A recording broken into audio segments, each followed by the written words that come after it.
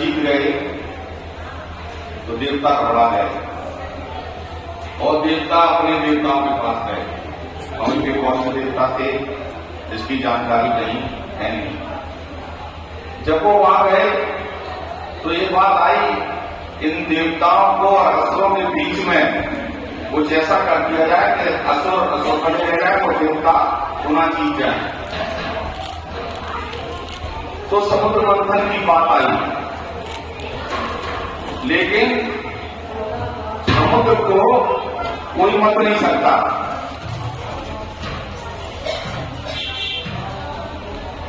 जब समुद्र मंथन की बात आई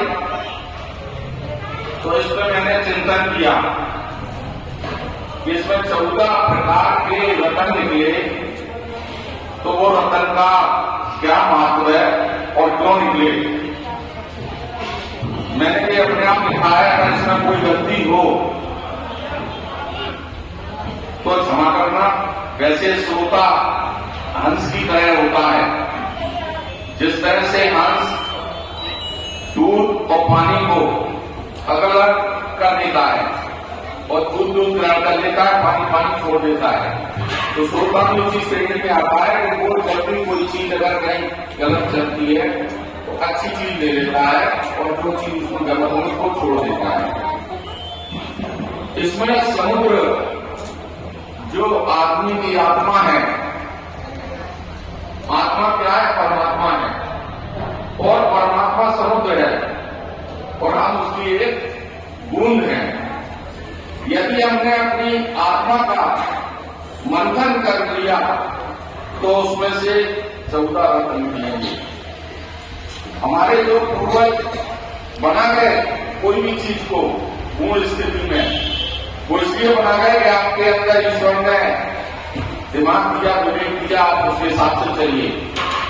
तो इसमें से पहले नंबर पर बिस्मिल्ला, दूसरे पे कामधेनु, तीसरे से समा घोड़ा, चौथे पे ऐरावत, पांचवें में कौस्तुभमणि और छठवें में कल्परस, सातवें में ब्रह्मा, आठवें में लक्ष्मी और नौवें में पार्वती और 10वें में चंद्रमा और 11वां में प्राचिका और 12वां पांचजन छंद और 13 चौदह धर्मंत्री जी अमृत लेके प्रकट हुए।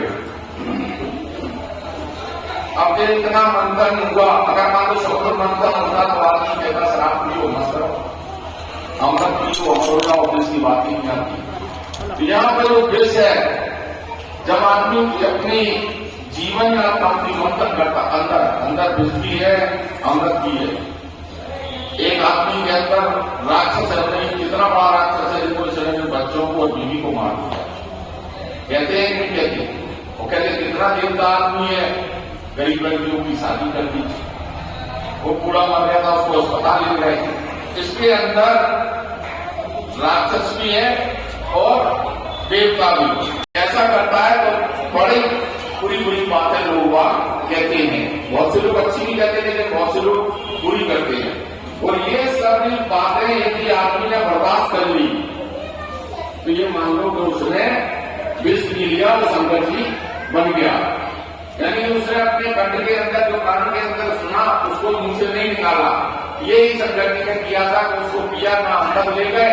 अगर मान लो कोई गाली दे रहा है और आप अंदर ले गए, मन में रहेगी तो कल के दिन उसको आप लोग कुछ ना कुछ करेंगे। तो लेकिन वो कंठ ने सिर्फ इसलिए बताया कि आप उसको इतनी जगह रखो ताकि उसको भूल जाओ, जिसकी तरह पी लो। जब आप इतना कर लेंगे कि आपको अपमान बर्दाश्त होने लगे, आप लोगों की बातें सुनने लगे, अच्छा काम करने लगे, तो दूसरा रत्न मिलता है कामधेनु। कामधेनु नाग वो है जिसको ये बताया गया है कि उसको 24 घंटे किसी समय भी उसका दूध निकाल कर किसी को भी पूर्ति कर सकते हैं। यानी कि आपकी प्रतिभा कामधेनु के रूप में आपकी प्रतिभा जो आपको मिलेगी वो जगत में अगर काम आई, कोई भी आदमी जैसे अपन कहते हैं तीसरा रत्न पंख लगा घोड़ा निकला, यानी कि जब अगर आप इस तरह के काम करने लगेंगे और विष पी के और प्रतिभा जो निकली उस प्रतिभा का अच्छी तरह से काम करने लगेंगे तो आपकी कीर्ति उस घोड़े के समान गति, घोड़े बन जाएगी। उस घोड़े की जो गति है, घोड़े का वो पंख वाला घोड़ा, घोड़े की गति तो वैसे ही सबसे ज्यादा होती है, लेकिन पंख वाला घोड़ा और भी विशेष गति, और जिसके पंख है, घोड़ा है एक रास्ते में चलेगा, लेकिन पंख है तो वो चारों तरफ कहीं पे नहीं जाएगा। तो उस व्यक्ति की कीर्ति चारों तरफ से फैलेगी, और जब चारों तरफ कीर्ति फैलेगी तो उसको मिलेगा अगला रत्न ऐरावत हाथी। ऐरावत हाथी का नाम है। और जब आपने देखा होगा कि आपके अच्छे कर्मों को जब गति मिल गई, संघर्षों के ऊपर आपने एक स्थान मिल जाएगा, तो आप छोटी छोटी परेशानी से घबराएंगे नहीं। यानी कि कोई परेशानी आई और आप घबरा गए, है जो कभी घबराता नहीं है, कोई भी आ जाए, शेर आ जाए, आदमी आ जाए, कुछ भी आ जाए, लेकिन वो घबराता नहीं। बहुत सारे कुत्ते भौंकते हैं, लेकिन वो कुत्ते कभी सामने नहीं आते, आदमी के पीछे भौंकते, क्योंकि वो जानता है सामने आए तो ये हमको फेंक देगा। तो मतलब यहां फेंकने से नहीं है, उस आदमी की जो प्रतिभा है, जो उसके कर्म है, जो लोगों के बीच में उसकी गति हो गई है, उसके आगे वो नहीं टिक पाएगा, तो पीछे से बुराई करता है। एक दिन हमारे जगदीश शर्मा जी भी ज्ञान कर रहे थे कि लोग बाग मट्टी में भी जाते हैं, पीछे से बुराई करते हैं कि ये मर गया, अच्छा होगा। तो वो लोग बहुत खराब होते हैं जो पीछे बुराई करते हैं। अगर किसी को बुराई करना है तो उसके जिंदगी सामने, तो हाथी जब निकलता है, और कुत्तों की क्या स्थिति रहती है, हम जिस गांव से निकल रहे हैं, यानी कि हाथी जिस गांव से निकल गया, कुत्तों की सीमा खत्म हो गई, और कुत्ते उसी सीमा में गांव के अंदर रहेंगे, और हाथी अपना सम्मान के लिए दूसरे गांव में जाएगा, दूसरे गांव में उसे फिर से वही सम्मान मिलेगा। तो अगर आप अपनी मतवानी गांव से अगले काम के लिए निकल जाओगे, आप परेशान मत होना, कोई भी आपका कुछ नहीं बिगाड़ पाएगा। जैसे हाथी पर कुत्ते भौंकते हैं, परंतु उसे वह भगा नहीं सकते। 5वां रत्न कौस्तुभ मणि था, तो कौस्तुभ मणि निकली, तो आप अपने कर्मों से, प्रतिभा से और संकल्पों की गति जो बिना विचलित हुए हाथी की तरह चली, तो 5वां रत्न कौस्तुभ मणि मिला, जो श्री हरि के माथे पर लगती।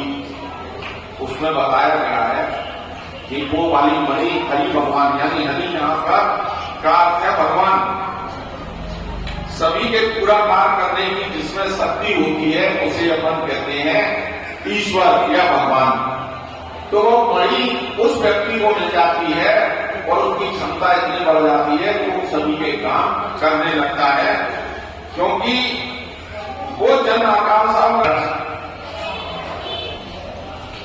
कल्पवृक्ष क्या होता है, जिसके पीछे बैठ जाओ और जो इच्छा करो वो चीज मिल जाती है, कल्पवृक्ष उसको कहते हैं। तो यहां पर बताया है कि आप कामधेनु रूपी प्रतिभा से, उस जयसवा रूपी घोड़े की गति से, हाथी की तरह मस्त अपने लोगों के काम करने से जो ख्याति मिलेगी, उससे आपको मणि के रूप में सम्मान मिलेगा, तभी कल्पवृक्ष मिलेगा। और एक के बाद एक रत्नों में कर रहे हैं, ये प्रतीक है कि जब आप इन सबको एक एक करके क्रॉस करोगे, तब आप मुकुट तक पहुंच पाएंगे। लोग जनता की सेवा करते, जैसे अपन साधारण तौर पर पार्षद बन जाते हैं, कल्पवृक्ष के नीचे बैठ गए और कलेश का धना माय करने आया, तो नहीं होगा। सोचना सब पॉजिटिव है, अच्छा है। जब आप अच्छा सोचोगे तो वो सब आपकी इच्छा से तुरंत पूरा हो जाएगा। अब माता जी की इच्छा थी, प्राप्त हुई। लोगों को मालूम होगा कि आप निस्वार्थ लोगों की सेवा कर रहे हैं, इतना होने पर भी आपकी परीक्षा होती है कि आप कहीं यह सब पाकर विचलित तो नहीं हुए। मान लो आपको ख्याति मिल गई, आपकी इच्छाएं पूरी होने लगी, जिले का जिलाधिकारी आता है, उसके पास गया, उसकी जो भी इच्छा होती है उसकी यहाँ सड़क बनना कर जाएगी, यहाँ पे ब्लॉक होना कर जाएगा, इस आदमी को लाइसेंस देना हो जाएगा। वो अच्छा करता है, लेकिन उसके बाद कहीं आप बिजली तो नहीं हो गए, आपने भी अब तो सब कुछ मिल गया। तो रंभा को निकाला उस समुद्र में से।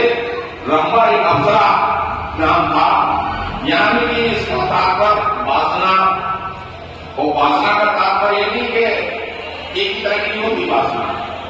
वासना भौतिक वासना होती है। एक वासना होती है कि हम किसी भी तरीके से जसवंत मंत्री हैं, हम बन जाए,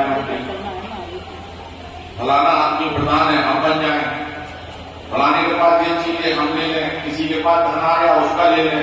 तो ये वासना, यानी कि जिसके पास सब कुछ है, सबका मेरे पास हो, सारी सुविधाएं जो दूसरों के पास है, यदि आप इससे बाहर निकल आए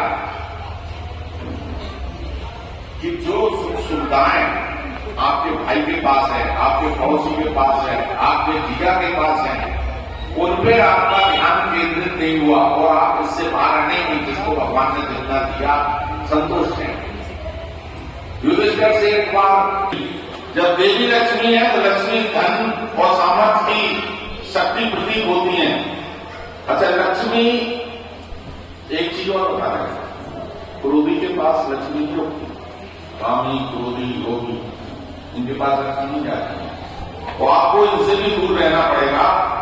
और जब आपको ये धन आते ही असुरी प्रवृत्ति, यानी कि जैसे मैंने देखा है, आप लोगों ने भी देखा होगा, जिनके पास पैसा ज्यादा आ जाता है, अनाथ शनाथ, तो वो लोग फिर क्या करते हैं, यार आज शाम खाना पार्टी करेंगे, और पार्टी का क्या करेंगे, दूध भी नहीं करेंगे, लस्सी भी नहीं करेंगे, दारू नहीं करेंगे। पार्टी का मतलब ही यही होता है, और लोग बड़े खुश होकर जाते हैं आज पार्टी में कमाने के यहाँ। तो इसलिए जब आपको ये होगा तो दौलत का नशा अगर आपको ऊपर आ गया तो अगला रत्न है 12वीं शराब। शराब का मतलब वही है कि आप गलत रास्तों पर चलना, भौतिक तत्वों के आने के बाद भी अगर आप उसमें नहीं उलझे, शराब का नशा सबसे खराब होता है। यदि व्यक्ति शराब का नशा कर ले तो उसमें सारी अराजकता आ जाएगी। इसमें शराब बहुत खराब होती है, शराब नहीं पियो। अरे उसमें क्या खराब होता है, बहुत अच्छी होती है, खुशबू अच्छी आती है, ये वो रंगीन मिलती है। तो जब नहीं माने तो मेरे लिए अच्छा कल आना, कल मैं बताऊंगा कि शराब क्या होती है। बेटा पानी बाद में दे देना, मम्मी को तो पानी केवल, ठीक है, बाद में। तो उन्होंने कहा कल आना, कल बताऊंगा मैं। दूसरे दिन आज समाज में आए तो गेट पे जो लोग खड़े होने की रात्रि आया, गेट भी बंद है। क्यों बंद है? चले आचार्य जी ने कहा कि जब वो आए प्रधान जी को 4 गेट देंगे, 4 गेट में से कोई भी चीजें इस्तेमाल करें तब उनको मेरे पास आने देना, नहीं तो नहीं आने देना। पहले गेट पे रख दी उन्होंने शराब, दूसरे पे रख दिया मांस, और तीसरे में एक बुजुर्ग को बैठा दिया बच्चा लेके, और चौथे में एक वैश्या। अब उसने कहा क्या करना, कहते हैं या तो शराब पी के चले जाओ अंदर, या मांस खा के चले जाओ, या इस बच्चे का पकड़ करके चले जाओ, और या वैश्या का हवन करके फिर जाओ। तो उसको लगा इन सब चीजों में सबसे अच्छी तो छोटी चीज है, कमजोर है, शराब ही है। गुरु जी के पास, आचार्य जी के पास जाऊंगा मैं तो शराब पी के चलना, मुझे मांस मेरे बस की नहीं है, वो लगेगा बस मैं क्यों करूं। और वैसे आप व्यक्ति तो मेरे से बहुत दूर है, तो मैं तो केवल शराब पी के फिरा था और चला जाता हूं। और जैसे ही शराब पी तो मांस वाले से बोला कितना मांस है तेरे पास, लिया आऊंगा मैं। अब वो शराब पीने के बाद मांस खाने लगा। मांस जैसे ही खाया तो उसके अंदर तमाम सी प्रवृत्ति आई और उसको लगा कर राक्षस बन गया। उसने बच्चे का भी बंद कर दिया, बच्चे का बंद कर दिया। उसके बाद क्या करने लगा, वैश्या जरा नशा है ही सब है, जरूर वैसे वैसे भी पहुंचना है। फिर पहुंचे आचार्य जी के पास, तो आचार्य जी के पास गए, ये तो सब उनका बचा हुआ था। तो उन्होंने कहा भाई क्या करें, बहुत बड़ी गलती हुई, शराब पी ली मैंने, उसके बाद मैं ये सबरा कर दिया, मांस भी खा लिया, उसकी हत्या भी कर दी और ये भी कर दी। चले इसलिए मैं कल कह रहा था कि शराब सबसे खराब होती है, तुम इस शराब को नहीं पीना। और आप इस जब शराब में से भी निकले आएंगे तो आपको मिलेगा जो समुद्र में से निकला था चंद्रमा। और चंद्रमा होता है शीतलता का प्रतीक। कोई भी आदमी कितनी गर्मी पड़े अगर रात में चंद्रमा निकलता है और छत पे सोता है तो उसको बड़ी ठंडक महसूस होती है। यानी कि आपके स्वभाव में, व्यवहार में इतनी शालीनता आ जाएगी कि कोई भी व्यक्ति आपके पास आएगा तो आप उसके अपने मानव व्यवहार से उसका काम करेंगे, उसको सम्मान देंगे, यानी वो शीतलता आपके अंदर आ जाएगी। और जब ये शीतलता आ जाएगी तो उसके बाद एक 10वां 11वां निकला प्राजिकता, यानी कि परिजात वृक्ष। और परिजात वृक्ष एक होता है जिसमें बहुत सुंदर फूल होता है, सुंदर का बहुत खुशबू वाला होता है। यानी कि आपके कर्मों की खुशबू चारों तरफ फैल जाएगी और हर जगह लोग आपके नाम का गुणगान करेंगे। खुशबू भी दो तरह की होती है, अच्छी और खराब। पहले 10 रत्न आपके पास होंगे तो आपकी अच्छाइयों की खुशबू। और कृष्ण जब बजाते थे तो युद्ध चालू होता था, हजारों लाखों लोग युद्ध करने लगते थे। और शाम को जब संघ बजाते थे तो जो जहां रहता था उनका हथियार वहीं रुक जाते थे। यानी कि 11 रत्न रूपी गुण आपके अंदर विद्वान होते हैं तो आपका उद्घोष संघ की तरह होगा। यानी कि आपकी कीर्ति विश्व में जिस तरह कृष्ण के संघ बजाने से महाभारत शुरू होता था और बंद होता था उस तरह से हो जाएगी। यानी कि आपकी वाणी को लोग सुनेंगे और उस पर चलेंगे। संत जब कृष्ण भगवान बनाते थे तो लोग सुनते थे, संत क्या बुद्ध चालू होना। यानी मंत्री अपने आप में अमृत कलश लिए हुए धनवंतरी होते हैं, देवता आयुर्वेद के धनवंतरी आयुर्वेद के देवता होते हैं। और जब देवता रूपी गुण और वो भी अमृत देके आ जाए, यानी कि आप इन लोगों के रहते हुए समाज में कोई भी बीमारी नहीं आ सकती। धनवंतरी रूपी देवता और अमृत रूपी कलश जो कि अमर कर देते, जब भी आपके पास आ जाएगा तो आपके द्वारा सभी कर्मों के द्वारा आपके अंदर जब पैदा हुआ उससे वह सारे समाज में फैली बीमारी को दूर करेंगे और सबको अमर करने का प्रयास करेंगे। फिर आप दिल में स्थान बनाकर अमर हो जाएंगे। यानी कि आपको अंत में जब ये सब हो जाएगा तो फिर आपके कर्मों के हिसाब से आपको बाद में मृत्यु उपरांत मोक्ष प्राप्त होगा। ये लिखा था। अगर इसमें से कोई गलती हो तो आप लोग को मन से इसको छाट लेना। धन्यवाद। बहुत ही सुंदर व्याख्या हमारे प्रधानमंत्री ने की है, लेकिन इतना ज्ञान ये आपके कहाँ से आता है?